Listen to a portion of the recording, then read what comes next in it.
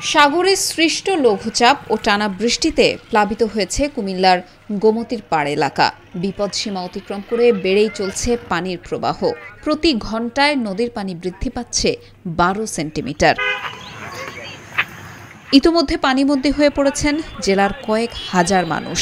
ঘরবাড়ি প্লাবিত হওয়ায় ব্যবহার্য নানান পণ্য নিয়ে খোলা আকাশের নিচে বাঁধ ও সড়কে অবস্থান নিয়েছেন অনেকেই। প্লাবিত এলাকার বাসিন্দাদের সহায়তায় স্থানীয় প্রশাসনের পাশাপাশি কাজ করছেন কুমিল্লা বিশ্ববিদ্যালয় সহ বিভিন্ন শিক্ষা প্রতিষ্ঠানের শিক্ষার্থীরা। পানি আমরা সব ভিজে গেছি, বুঝছেন? আমরা সবাই বাইচে গেছি পানিতে। অবস্থা খুব খারাপ, অবস্থা খুবই খারাপ। পানি বাড়তেছে ভাই, পানি বাড়তেছে, যার কারণে আপনার ওই যে আপনার বুড়িচং ময়নামতি ইউনিয়নের কিংবাজেওরা গ্রাম, পুরো গ্রাম একদম ডুবে গেছে, যারা গুমতির চরে বসবাস করে। কিছু মানুষ উপরে উঠছে আর কিছু মানুষ এখানে অবস্থান করতেছে।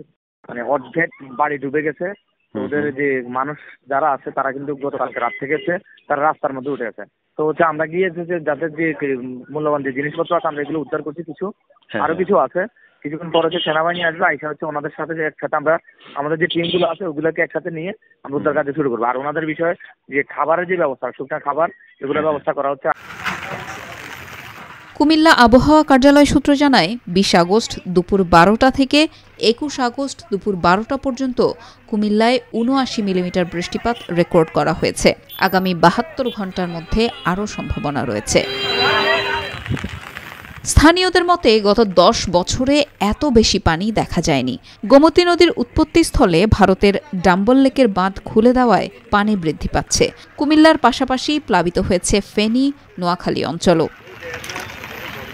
কুমিল্লা কৃষি সম্প্রসারণ অধিদপ্তর সূত্র জানায়, জলাবদ্ধতার কারণে ফসলের ব্যাপক ক্ষতি হয়েছে। পানি সরে না যাওয়া পর্যন্ত ক্ষতির পরিমাণ নিরূপণ করা সম্ভব নয়। গত 24 ঘন্টায় বৃষ্টিপাতের পরিমাণ হলো 80 মিলিমিটার। যেটা আমাদের 3 নম্বর সিগন্যাল ছিল, সেটা সিগন্যালটা ডাউন করা হয়েছে। সিগন্যাল এখন আপাতত নাই। পানি উন্নয়ন বোর্ডের ওখানে স্কেল নির্ধারণ করা আছে। স্কেলের মেজারমেন্টের উপর দিয়ে যদি পানি প্রবাহিত হয় তাহলে সেই ক্ষেত্রে স্পেসিফিক মাপটা এটা পানি উন্নয়ন বোর্ডের কাজ। বৃষ্টির সম্ভাবনা আছে। আগামী 72 ঘন্টা পর্যন্ত মোটামুটি ভাবে বৃষ্টির পসিবিলিটি আছে।